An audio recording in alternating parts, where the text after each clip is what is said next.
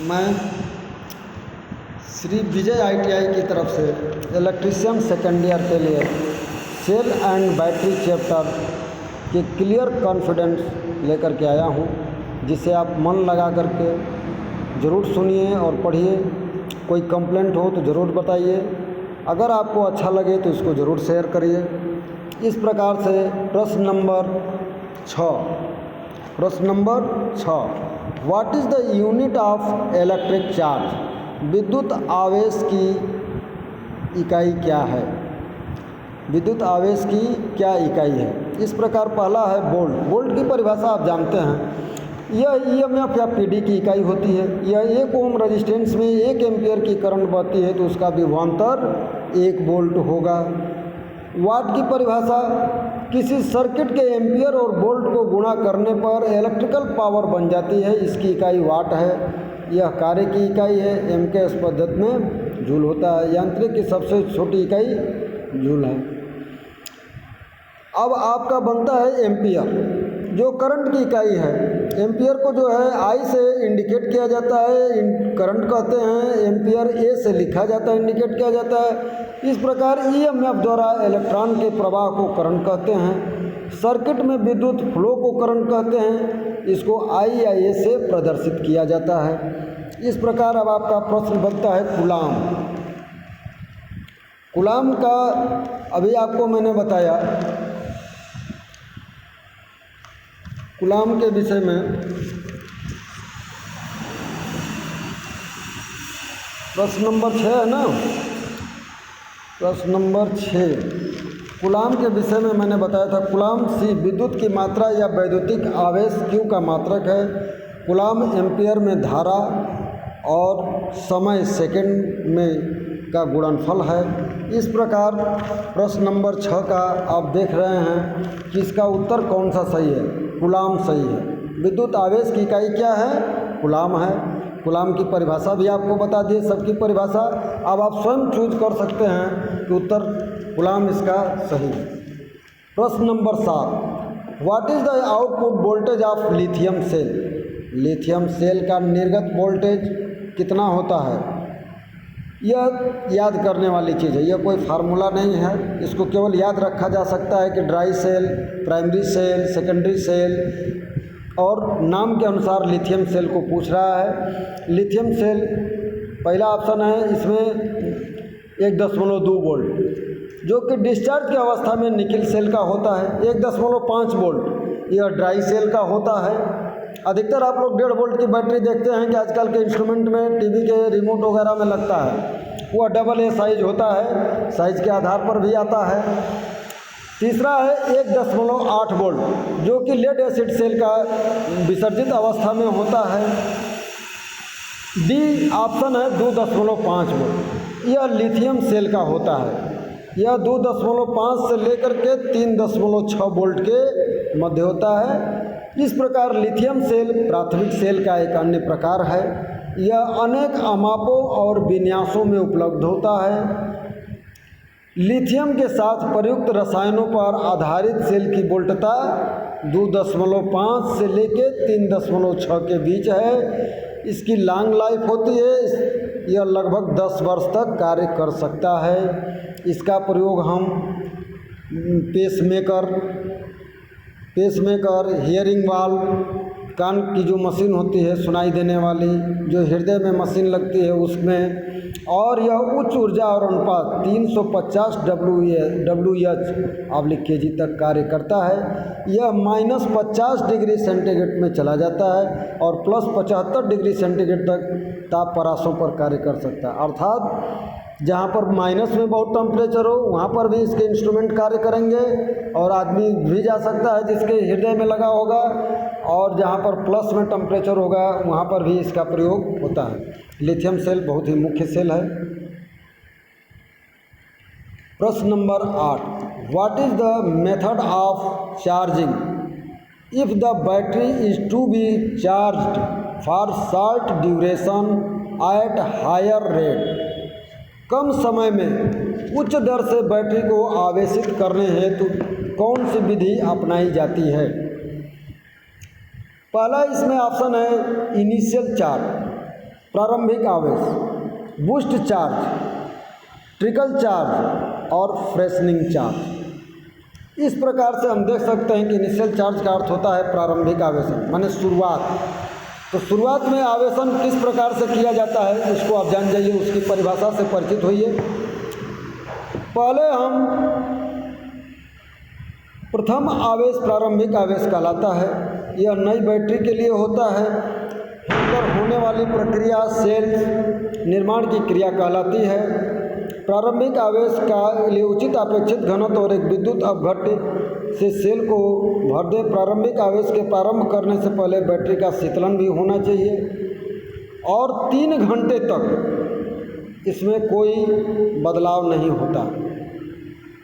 Boost charge, high current पर charge करने को बूस्ट चार्ज कहते हैं। कानूनन यह गलत है, परंतु व्यवहार में इसको करना पड़ता है। कभी कभी खास इमरजेंसी होती है तो बैटरी को सामान्य दर से थोड़ा हाई करंट पर चार्ज कर देना होता है। हाई करंट पर की गई चार्ज बैटरी जल्दी डाउन हो जाती है और उसकी प्लेटें भी खराब होती हैं। तो इसमें है बूस्ट चार्ज। और तीसरा है ट्रिकल चार्ज। जब बैटरी को अति लघु दर पर अर्थात सामान्य दर से 2 से 3% पर या 0.5 एम्पियर से 0.1 एम्पियर तक चार्ज करने की क्रिया को ट्रिकल चार्जिंग कहते हैं। इसका प्रयोग केंद्रीय अथवा उपकेंद्रीय बैटरी के लिए किया जाता है। आकस्मिक प्रकाशन के लिए भी किया जाता है। फ्रेशनिंग चार्ज, जब एक नई बैटरी पहली बार उपयोग में लाई जाती है, यह सुनिश्चित करने के लिए इसका किया जाता है परिवर्तन पूर्ण रूप से आवेशित स्थिति में हो रहा है या नहीं। एक सूक्ष्म आवेश दिया जाता है। इस प्रकार के आवेश को फ्रेशनिंग चार्ज कहते हैं। इसमें बहुत कम करंट दिया जाता है। इवन 2-3 घंटे तक तो यह नहीं पता चलता कि इसमें कोई इलेक्ट्रोलाइसिस में बदलाव हो रहा है। इस प्रकार बूस्ट चार्ज इसका उत्तर बनता है। बूस्ट चार्ज अर्थात बी इसका उत्तर बनता है। प्रश्न number 9, which electrolyte used in carbon zinc dry cell. Carbon जस्ता शुष्क सेल में कौन सा विद्युत अपघट्य उपयोग किया जाता है। इस प्रकार पहला है तनु सल्फ्यूरिक अम्ल, dilute sulphuric acid, ammonium chloride, potassium hydroxide और कंसंट्रेट हाइड्रोक्लोरिक एसिड। यह जो है इसका ऑप्शन दे रहा है। अब आप इसके विषय में जान जाइए कि पहला जान जाइए कि कार्बन जस्ता सेल, शुष्क cell, Leclanche cell and dry cell, यह मुख्यतः 2 प्रकार के होते हैं। पहला ड्राई सेल, दूसरा वेट सेल। ड्राई सेल सूखे सेल को कहते हैं, वेट सेल द्रवित सेल को कहते हैं, जिसमें हम पानी या इलेक्ट्रोलाइट डालते हैं। जिसमें इलेक्ट्रोलाइट पड़ता है उसमें पानी पड़ेगा लगभग, और वह जो है सेल वेट सेल में आता है। अमोनियम क्लोराइड की परिभाषा सुन लीजिए।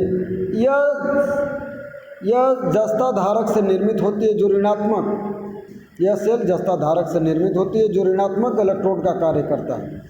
केंद्र में एक कार्बन की छड़ होती है जो धनात्मक इलेक्ट्रोड होता है, जो विद्युत अपघट्य द्रव व लेय के रूप में होता है, जिसमें अमोनियम क्लोराइड का पेस्ट भरा होता है। पोटेशियम हाइड्रोक्साइड, इसका प्रयोग अल्कलाइन सेल में, क्षारीय सेल में जस्ता धारक ऋणात्मक इलेक्ट्रोड का कार्य करता है, और मैग्नीज डाइऑक्साइड का बेलम धनात्मक इलेक्ट्रोड के लिए, और इसमें विद्युत अपघट्य पोटेशियम हाइड्रोक्साइड के घोल या क्षारीय घोल का होता है। अब आप सुनिए डाइल्यूट सल्फ्यूरिक एसिड के विषय में। सीसा तेजाब सेल में प्रयुक्त विद्युत अपघट्य गंधक का पतला तेजाब या डाइल्यूट H2SO4 अपघट्य का अपेक्षित घनत्व 1.24 से 1.28 होता है। इस प्रकार कंसंट्रेट हाइड्रोक्लोरिक एसिड, सांद्र सल्फ्यूरिक अम्ल, यह मुख्य रूप से जब बैटरी का पानी कम हो जाता है तो गाढ़ा घोल ही सांद्र H2SO4 अर्थात कंसनट्रेट H2SO4 होता है, जिसमें हम बार बार पानी डालते हैं। गाढ़े घोल को सांद्र H2SO4 और हल्के घोल को डाइल्यूट सल्फ्यूरिक एसिड, तनु सल्फ्यूरिकम और सांद्र सल्फ्यूरिकम। इसमें उत्तर बनता है अमोनियम क्लोराइड। अमोनियम क्लोराइड का पेस्ट हम ड्राई सेल में, कार्बन जस्ता शुष्क सेल में प्रयोग करते हैं। प्रश्न number 10, which effect cases by passing electric current liquid. द्रव में विद्युत धारा प्रवाहित होना। द्रव में विद्युत धारा प्रवाहित होना कौन सा प्रभाव है? पहला हीटिंग, दूसरा प्रकाशीय, तीसरा मैग्नेटिक, चौथा केमिकल। हीटिंग का अर्थ होता है उष्मीय से, उष्मा देंगे तो द्रव में विद्युत धारा प्रवाहित होने में कौन सा प्रभाव कार्य करता है? तो उसको उष्मा देंगे तो नहीं कार्य करेगा। लाइट, प्रकाश, बल्ब जला देने से या मोमबत्ती जला देने से तो वह कार्य करेगा नहीं। किसी भी तरह से प्रकाश दिया जाए तो वह कार्य नहीं करेगा। मैग्नेट से उसका कोई तात्पर्य नहीं है। मैग्नेट जो है केवल किसी वस्तु को अपनी ओर आकर्षित करता है, या इसका प्रयोग हम रिले मोटर में करते हैं, इसमें करते ही नहीं हैं।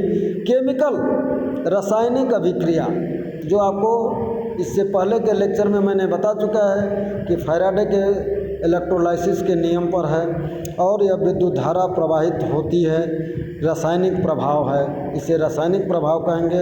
यही इसका उत्तर सही है, डी, केमिकल अर्थात रासायनिक प्रभाव।